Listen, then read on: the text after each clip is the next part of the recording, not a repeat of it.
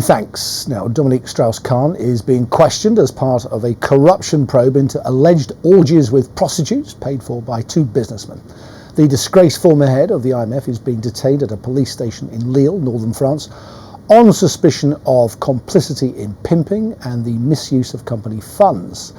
This latest scandal comes after Mr. Strauss-Kahn was arrested in May, accused of attempted rape by a New York hotel maid, although the charges were later dropped. Simon Newton's report contains flash photography. A year ago, he was among the world's most powerful men, head of the International Monetary Fund, to many France's next president in waiting.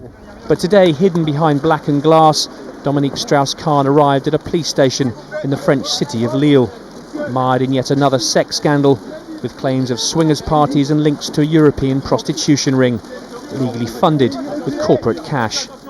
In France, this scandal's known as the Carlton Affair because some of these sex parties took place here at the Carlton Hotel in the centre of Lille. Dominique Strauss-Kahn admits he was present at some of them, but says he didn't know the girls were prostitutes, or that their fees were being channeled through one of France's biggest construction companies. Several local officials in Lille, including a police chief with links to Strauss-Kahn, are also under investigation. It's two separate issues. One is, did he knowingly spend time with girls or women that he knew to be compensated for their services, otherwise known as prostitutes? And the separate issue is whether he knew that these parties and soirées that had been organized were being organized with corporate funds. But Strauss-Kahn's lawyer said the 62-year-old didn't know the women were call girls, telling French radio he could easily not have known, because as you can imagine at these kind of parties, you're not always dressed, and I challenge you to distinguish a naked prostitute from any other naked woman. Last May he was forced to resign from the IMF after his arrest in New York for the rape of a hotel chambermaid, the financial chief ending up in the dock. But doubts over her credibility meant the case was dropped. French writer Tristan Bannon has also claimed Strauss-Kahn tried to rape her a decade ago, but police say the allegations too old to pursue. Strauss-Kahn has vehemently denied both women's claims, a victim, he says, of a smear campaign. Even so, commentators say he has no way back. These allegations, first in America and now in France, have damaged him as an individual. Whether he will ever have a political life again is highly dubious. It will depend on whether there are criminal charges that come out now in France. The downfall of the politician they simply call DSK has fascinated France, every twist and turn devoured by a hungry media. The man once tipped to succeed Sarkozy, now haunted by yet more scandal. Simon Newton, Sky News, Lille. Well, I'm joined now by the French journalist Nabila Ramdani. Nabila, nice to see you. Thank you for coming in. On the basis that neither orgies nor prostitutes are illegal in France, how did it emerge, or why was it suggested that he'd done something wrong? Well, prostitution is legal in France for women over 18, but pimping is not. And these are precisely the charges that Dominique Strauss-Kahn is faced with. Two very serious charges: complicity in pimping and misuse of corporate assets, which are essentially linked. And they are each carry a maximum sentence of 5 years and 7 years in prison. So they are very serious charges. And it looks like Dominique Strauss-Kahn will be held in custody until at least Wednesday before bail can be considered. Now, what he's effectively accused of is sleeping with women who were part of an illegal vice ring based at the Carlton Hotel in Lille in northern France. He's admitted to attending sex parties, but he denies knowing that the women were prostitutes. And there's a certain amount of black humor in Dominique Strauss-Kahn's claim that he didn't know that the women he was sleeping with were prostitutes because they were all naked at the time.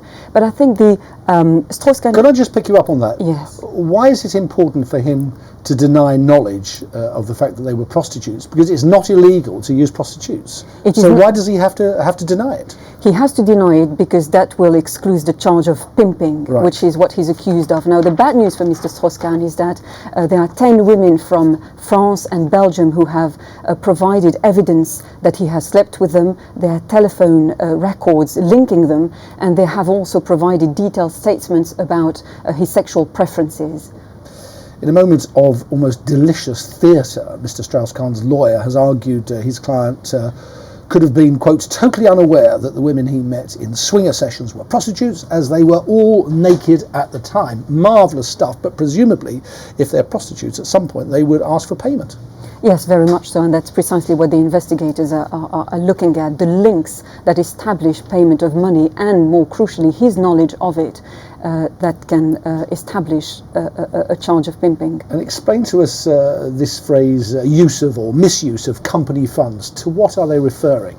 Well, Dominique Strauss-Kahn is also faced with criminal charges if prosecutors can prove that a fraudulently obtained money was being paid to the prostitutes, and that Strauss-Kahn knew about it. So the pimping charge and the payment through companies' money is crucial. The money is alleged to have come from a building company executive who was accused of using his firm's funds to entertain the guests, and the building company is called Eiffage. And does DSK have links with that company beyond these prostitutes, if that's what they are? He is connected to the executive of that company who was organising sex parties for him, and there is evidence emerging that Dominique Strauss-Kahn was in direct communication with the girls themselves. Now, we know the French have a certain view of these matters, rather different from our own, but even in France, will this damage his reputation, what's left of it? Well, very much so, and it has to be said that it was in the least bit surprising given the character of the man. He has form on it. He has always had great weaknesses in his personal life.